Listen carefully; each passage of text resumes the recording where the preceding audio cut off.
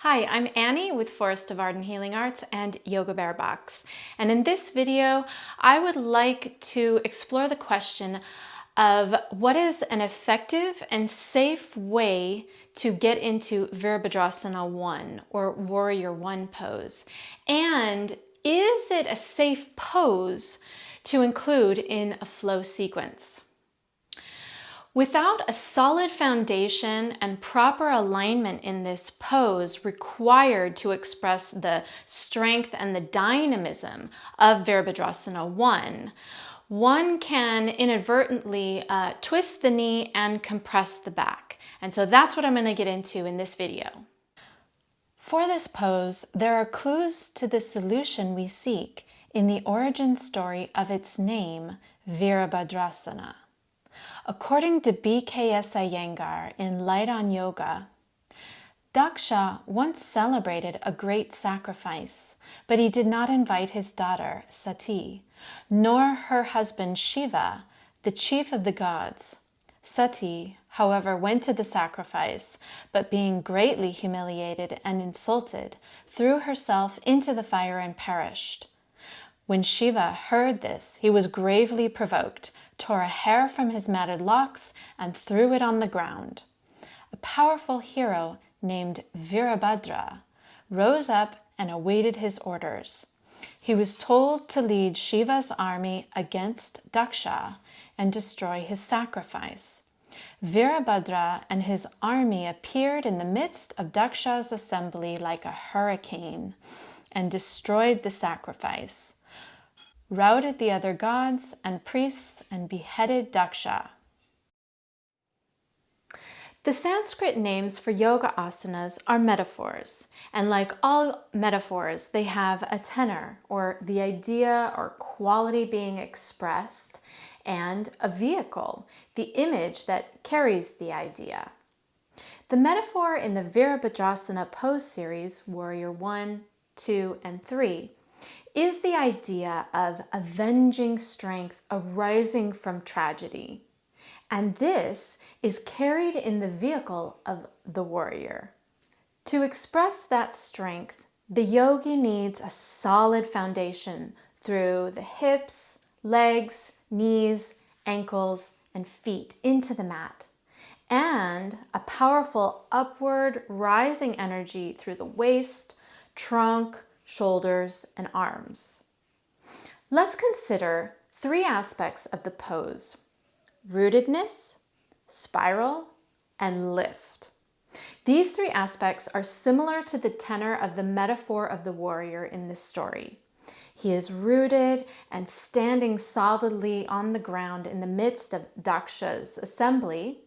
His power spirals like a hurricane, and this spiral against the rootedness is what causes the lift in the pose.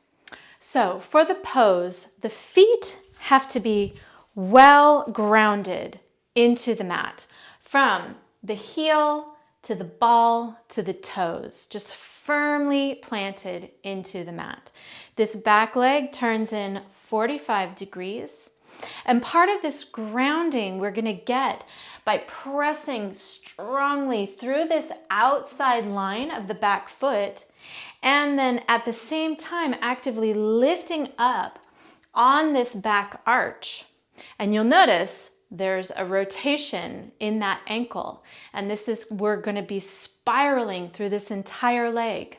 So the spiral, it begins with a grounding through the back edge of that foot, then the arch lifts, spiraling up, then spiral through the lower leg in this direction. The back of the knee spirals in, then this thigh spirals strongly in. This leg is going to point straight forward. And this spiral of the thigh is what helps to bring these hips in line with each other.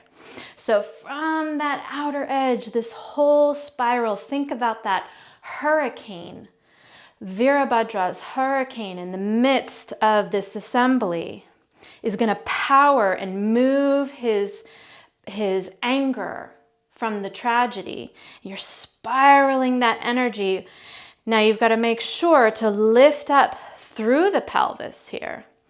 The arms are lifting straight up and the hands are pointing towards each other.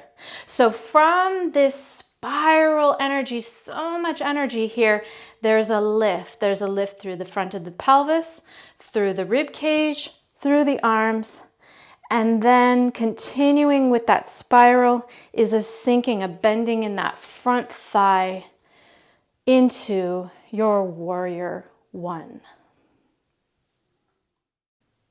Now let's consider how to get into the pose.